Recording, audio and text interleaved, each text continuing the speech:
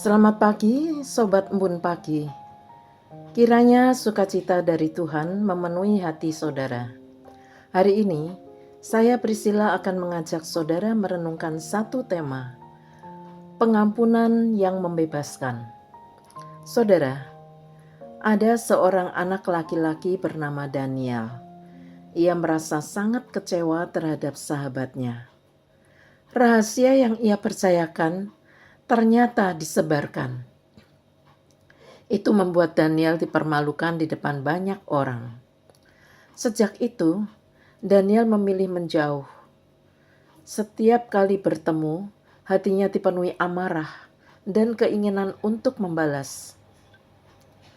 Suatu malam, ibunya melihat Daniel termenung. Ibunya bertanya, "Kenapa wajahmu selalu muram belakangan ini?" Daniel menjawab, "Aku tidak bisa memaafkan sahabatku itu. Dia tidak pantas dimaafkan." Dengan lembut ibunya berkata, "Menyimpan amarah itu seperti menggenggam bara api. Kita berharap orang lain yang terbakar, tapi justru tangan kita sendiri yang terluka." Kata-kata itu terus terngiang di hati Daniel. Dalam doanya ia berkata, "Tuhan, aku tidak sanggup mengampuni dengan kekuatanku sendiri." Perlahan Daniel belajar melepaskan amarahnya. Ia memilih mengampuni, bukan karena lukanya hilang seketika, tapi karena ia percaya Tuhan sanggup menyembuhkan hatinya. Sejak saat itu, Daniel merasakan damai yang selama ini hilang. Saudara, Kolose 3 ayat 13 dan 14 mengatakan, "Sabarlah kamu seorang terhadap yang lain, dan ampunilah seorang akan yang lain, apabila yang seorang menaruh dendam terhadap yang lain.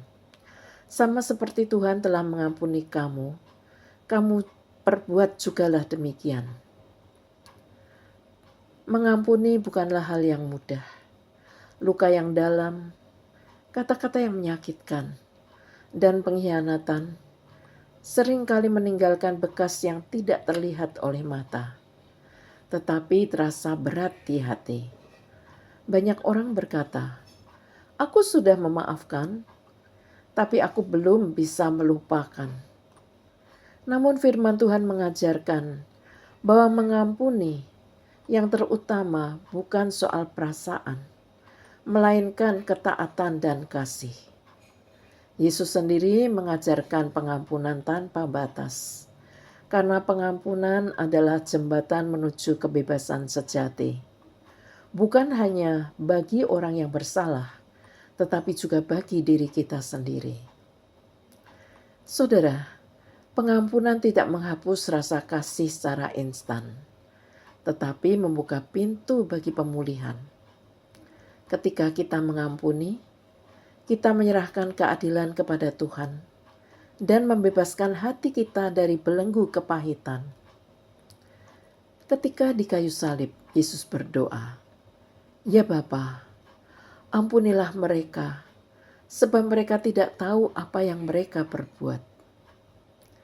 Jika Tuhan telah mengampuni dosa kita yang begitu besar, maka kita pun dipanggil untuk melakukan hal yang sama. Pengampunan adalah keputusan iman. Percayalah bahwa kasih Tuhan lebih besar daripada luka kita. Mari kita berdoa. Tuhan, kami seringkali terluka dan terbeban. Engkau tahu betapa sulitnya kami mengampuni orang yang telah menyakiti kami. Namun hari ini kami mau belajar taat kepada firman-Mu. Kami serahkan setiap luka, kepahitan, dan amarah ke dalam tangan-Mu. Berilah kami hati yang lembut, hati yang mampu mengampuni seperti Engkau telah mengampuni kami.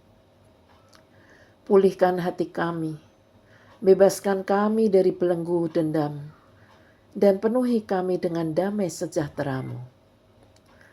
Ajarlah kami hidup dalam kasih, agar melalui hidup kami nama-Mu dipermuliakan. Di dalam nama Tuhan Yesus kami berdoa. Amin.